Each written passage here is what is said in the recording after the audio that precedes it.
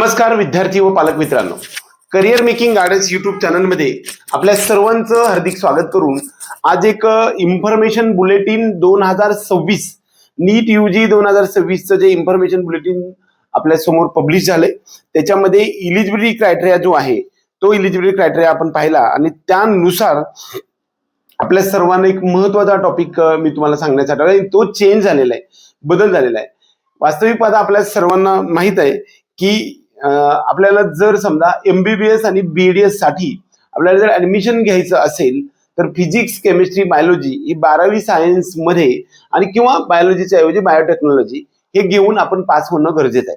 त्याचबरोबर नुसतं पास होणं नाही तर ओपन आणि EWS या कॅटेगरीसाठी आपल्याला 50% म्हणजे 300 पैकी फिजिक्स, केमिस्ट्री आणि बायोलॉजी या विषयांची बेरीज ही 50 असली पाहिजे. 50-50-50 150 असली पाहिजे, म्हणजे 50% असली पाहिजे. आणि OBC, SC, ST, VJ, NT 1, 2, SC, BC या सर्व कॅटेगरीसाठी 120 पेक्षा जास्त मार्क्स असले पाहिजे, म्हणजे 40% एवढं असले पाहिजे. PWD कॅन्डिडेटचं ओपन विद्यार्थी असेल तर त्यांना जे काही पर्सेंटेज आहे ते 45% म्हणजेच 135 मार्क्स आवश्यक होते.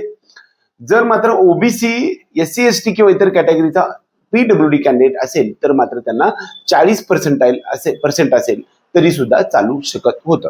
हा क्रायटेरिया आपल्या सर्वांना माहित आहे, परंतु नीट यूजी 2025च्या इन्फॉर्मेशन ब्रोशर मध्ये आपल्याला MBBS BDS साठी हा क्रायटेरिया जसा तसा ठेवण्यात आलेला होता.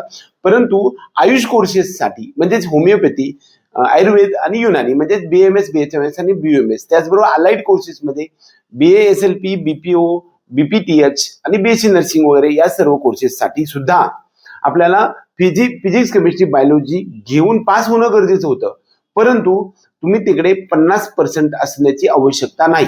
नुसते पास असेल म्हणजे 35% जरी पास असेल तरी चालू शकत होतं. परंतु नीट यूजी 2026च्या इन्फॉर्मेशन बुलेटिन मध्ये आपल्या सर्वांना एक महत्वाचा या ठिकाणी अपडेट देण्यात आलेला आहे. तो म्हणजे MBBS असेल किंबहुना फिजिओथेरपी असेल, सर्व प्रकारच्या मेडिकल कोर्सेससाठी 12वी सायन्स मध्ये फिजिक्स, केमिस्ट्री, बायोलॉजी मध्ये 50% असण्याचा क्रायटेरिया काढून टाकलेला आहे. तो ठेवलेलाच नाही. म्हणजे तुम्ही नुसतं पास झालेले असाल तरी सुद्धा चालू शकणार आहे. एवढंच नव्हे तर यामध्ये सर्वात महत्वाचा टॉपिक असा आहे की कर्नाटक राज्यामध्ये आपण ज्या वेळेस BMS साठी किंवा इतर कोर्सेससाठी जायचं होतं त्यावेळेस जर समजा PCB फिजिक्स, केमिस्ट्री, बायोलॉजीची बेरीज 150 पेक्षा कमी असेल तर आपल्याला ऍडमिशन होत नव्हतं, पण ते ऍडमिशन आता होण्याची शक्यता आहे. 2025च्या इन्फॉर्मेशन बुलेटिन मध्ये फक्त MBBS BDS साठी हा क्रायटेरिया ठेवण्यात आलेला होता. तो क्रायटेरिया या वर्षीपासून काढून टाकण्यात आलेला आहे. त्यामुळे फिजिक्स, केमिस्ट्री, बायोलॉजी 12वी सायन्स मध्ये आपल्याला कितीही मार्क्स असतील तरी चालू शकणार आहे. दुसरी गोष्ट अशी की या सर्वात महत्वाचा टॉपिक असा आहे की आपल्याला इकडे 35 मार्क असून पास असेल तरी सुद्धा चालू शकणार आहे.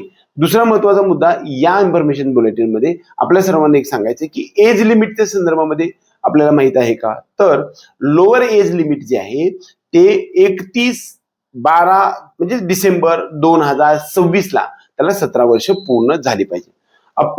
अप्पर एज लिमिट काय आहे का, नो अप्पर एज, म्हणजे तुम्ही 25 वर्ष झाले असेल, 30 वर्ष झाले असेल, 70 वर्ष झाले असेल तरी तुम्हाला परीक्षा देता येऊ शकणार आहे. आणि लिमिटच्या बाबतीमध्ये सुद्धा या ठिकाणी कसल्या प्रकारची अट नाही. म्हणजे ज्यावेळेस एखादा माणूस नीटची परीक्षा किती वर्ष देऊ शकतो, 5, 7, 10 वर्ष देऊ शकणार आहे. आता फक्त या आत्ताच्या इन्फॉर्मेशन मध्ये मी तुम्हाला एकच गोष्ट सांगत आहे की 12वी सायन्सचा PCBचा क्रायटेरिया नीट यूजी 2026च्या इन्फॉर्मेशन बुलेटिन मधून आपल्याला काढून टाकण्यात आलेलं आहे. त्यामुळे आता नुसतं पासिंग असेल तरी सुद्धा चालू शकणार आहे. तरी सुद्धा या व्यतिरिक्त काही एखादं नोटिफिकेशन आपल्याला येऊ शकणार आहे आणि त्यानुसार सर्व गोष्टी होणार आहेत.